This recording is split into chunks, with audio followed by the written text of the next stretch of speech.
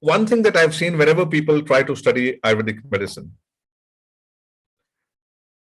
we try to jump onto some useful things. Like many people will try to learn about Ayurvedic nutrition. Some people will directly, means I get many calls that, oh, I want to study about herbs. Some people want to learn about manual treatments like massage techniques that Ayurveda have. Or people also study in these different ways, like in fragments. Some people will try to learn about one thing, but they will miss the other parts. It's really important whenever you want to study this science, you should study it in a proper methodology rather than studying it in simple fragments. Fragmentary knowledge generally is never useful and never helpful. If you don't have a proper basic foundation of this Ayurvedic language that I just explained you, then whatever knowledge you have about herbs and other things, you are not able to apply it usefully or apply it purposefully in your life. So there is a basic methodology. First of all, it's important we should know about the history of Ayurvedic medicine. That is also important. So we know from where it is coming. Because fragmentary knowledge is not helpful. Whenever you want to study something, you should know that in totality. Second thing that's very important is to understand Indian philosophies. Indian philosophies are 9 in number. There are 9 Indian philosophies. Those who don't know, I can just simply repeat. They are like Nyaya, Vaisheshika, Sankhya, Yoga, Mimamsa, Vedanta, Buddhism, Jainism, Charaka. These 9 basic philosophies are helping us to understand the meaning of the life, the purpose of the life, the basic understanding of the mind, the basic understanding of the self, answering some basic questions that who am I, what is my real nature, what is the ultimate reality. All these questions are important in human life. If these questions are not answered for you, it's very difficult to find peace in this human life. And health is holistic in nature. Health is not only about food and herbs that you have taken. Health is a complete well-being physically, mentally, socially, and spiritually. Unless if you will not get it, it is impossible to be healthy. You can have very good health, physical health. Your hemoglobin might be 15 grams. All your blood parameters are all right. But you are not happy in your life. That is also unhealthy. You are stressful in your life. That is also unhealthy. And a complete satisfaction in your life you will achieve only when all these basic questions of life are answered. What is the purpose of my life? What I am doing here? And all these questions basically are answered by these 9 basic Indian philosophies. And Ayurveda specifically recommends that we should answer these questions in our life as soon as possible. Then next is, after you understand this basics of life, then it's also important to understand the universe, the basic understanding of universe. Little bit I just gave you today. Because once we understand the universe, then automatically we will also understand the human body. After the understanding of human body, we should try to understand the basic health of an individual. And how can we understand the basic health of an individual? By understanding the body constitution or prakriti. You must have heard this basic question. Everybody wants to know that what is my dosha? Like Vata, Pitta, Kapha, some people have heard about. And so we all want to find out, everybody wants to find out about this, like what is my basic nature? Some people are more Vata in nature, some people are more Pitta in nature, some people are more Kapha in nature, some people are combinations Vata, Pitta, Pitta, Kapha, Kapha, Pitta. Some people can be combination of all three. This basic understanding defines the health of an individual. Because by knowing your constitution, we know about your metabolism, we know about your strength, we know about your weakness, we know about your problems, like especially what kind of problems you might get in your life, the kind of disease that you're prone to. All this understanding we will get only when we are able to understand this constitution. So if you know any Ayurvedic physician or practitioner, I think this is where you can start with. If you just want to enhance some basic awareness about yourself, try to find your constitution or basic constitution or basic prakriti, we call it in Sanskrit language. It's very easy to find. It takes only 5 minutes. You just have to contact an Ayurvedic physician, and that's where you can start your Ayurvedic journey with. Because once you know about your constitution, then of course you know, okay, this is my metabolism, this is my strength, this is my weakness. Now, according to that, I have to design my lifestyle, I have to design my diet. This is good for me, this is not good for me. That's how it works. It's very simple. Then some basic questions can be answered in your life. How much exercise I should do? That is also, not everybody should do the same amount of exercise. Now, once we have this basic understanding about the human body and the basic constitution, then we can also try to understand about various imbalances that we can get. Different imbalances we can get. The same things that are giving us health, like Vata, Pitta, Kapha, if they become imbalanced, they can give us disease too. When you get imbalances, then we want to know about the treatment of it, and also it is good to know about the prevention of the imbalances. So once we know about the imbalances, next thing that we should try to understand is how we can prevent these imbalances. Imbalances in Sanskrit language, we call them Vikriti. How to prevent these imbalances? Then prevention should also be learned. And prevention, of course, how can we do prevention? There is a daily routine for that. There are seasonal routines. Every season have a different routine. Then there is a particular diet according to your constitution that you should consume. Lifestyle and even emotional behaviors. All these things we should make ourselves aware with. Only then we can practice a proper preventative medicine. Emotions are also very important. Emotional behaviors can impact your health. Healthy emotional behavior is very important. And of course, how do you learn that healthy emotional behavior?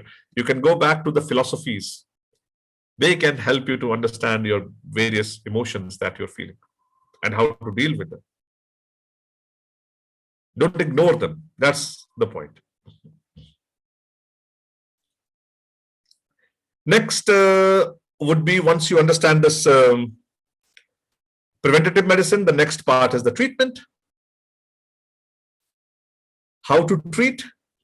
That you might not have to understand. Like people, those who of course want to learn Ayurveda professionally, they can learn about that. They can learn about various herbs. They can learn about various skills that Ayurveda can tell you, like diet, lifestyle management, dietary management, herbology can be there. Some detox methods that Ayurveda offers, that's called as Panchakarma. Then many manual techniques like manual massage treatments are there that can be used. So all these skills can be learned. And like this, in this pattern, if we understand Ayurveda, then we don't miss anything.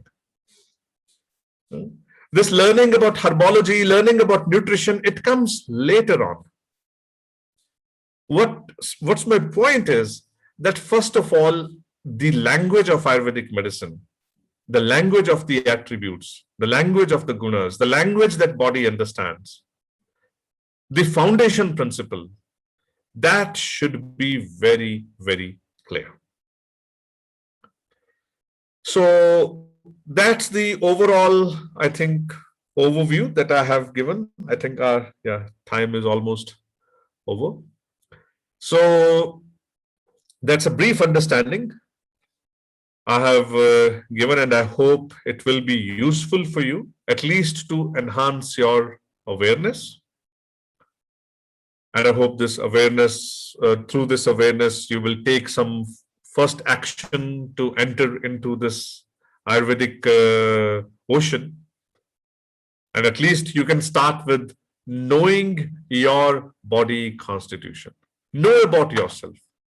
More you will know about yourself, I think these basic questions that we have in our life: what should I eat? What time should I sleep? How much exercise should I do? How much water should I drink? All these questions will be answered from there. One brief example I think I can give you about this constitution. When we divide human beings into three different types, like Vata type, Pitta type, Kapha type, what exactly it means? We are basically looking at the metabolisms of these individuals. People, those who are Vata type, their metabolisms are a bit irregular. People, those who are Pitta type, their metabolisms are very fast. People, those who are Kapha type, their metabolisms are a bit slow. That's how we're dividing. That's one of the factors. Simple metabolism, if we can look at, Vata type have irregular metabolism. Irregular means sometimes changes, sometimes very hungry, sometimes not hungry at all. Sometimes going to toilet normally, sometimes constipated for 2-3 days. Irregular kind of metabolism is there. And for whole life, it remains like that. Another kind of metabolism is like a Pitta kind of metabolism. Pitta in Sanskrit language means fire, means very sharp kind of metabolism. And these sharp metabolisms, the sharp metabolism basically can help you to digest the food very quickly. Your bowel movements might be very quick. You might be going 1 or 2 times a day. Some people are like that. They do that. Then there are some individuals, those who have a very slow metabolism. Now, people, those who have slow metabolism, they generally have a little bit less appetite, you can say, but they accumulate more. They easily accumulate. Even a little bit they will eat and they will feel that I'm gaining weight. So we can understand that very simply if we compare these things to some animals. For example, Vata individuals, they are like, you can say, a deer or goat. Deer or goat are perfect examples of Vata individuals, like very active, very irregular metabolisms. Endurance is very low. They don't have good, like a deer is very active. He can run here and there, but one slap of the, you could say, the line, and the deer is gone to heaven. So generally, Vata individuals are like that. Low endurance, irregular metabolism. Then you must have seen what kind of diet do they take. Have you seen, like, deers? They never eat a large meal because they're very unsure about their metabolism. Deer is generally very unsure about their metabolism, so they will never go for a large meal. They keep on grazing small amounts for whole day. Second is the Pitta. Pitta have fast metabolism. You can compare them to cheetah, leopard, very fast metabolism. And they need a large meal, large piece of meat, like every day. But you'll see that these animals like cheetah, etc., they have medium kind of endurance. Their bodies heat up very quickly. And have you seen them exercising? Cheetah, etc., they basically eat and sleep. Physical activity they do only for 5-10 minutes. They can do a high intensity physical activity, but they never do a long-term physical activity because their bodies heat up and they can go towards degeneration. They can go towards burnout. So cheetah will run for 5 minutes, but at full speed, but then they take rest in between. So from that, we can also learn. People, those who have that kind of metabolism, for them, short-term, high-intensity activity is good. They should not go for this long-term, high-intensity activities. Then third kind of animals are like kapha kind of individuals, and we can compare it to some animals. Like you must have seen elephant. Elephant is like a kapha kind of an individual. Elephant, they don't do high intensity, like very high intensity exercise, but they can still do like very heavy lifting kind of work. They're lifting the heavy trees from one place to the other. For whole day, they're doing that. So this heavy kind of exercise and long-term exercise, where people go to gyms and basically they lift very heavy weights. So that kind of exercise is basically good for the kapha individuals. So this is just one example I'm giving you so that you can understand how this understanding can help us to design our own diet, our own lifestyle, our own exercise routines. So it's very important. I think that should be the first point, first step that you all can take. Try to find out about yourself. Try to find out about your constitution. You can even try to find out about the constitution by reading some books. That is also a possibility. Or you can always contact some practitioners and they can do it very quickly for you.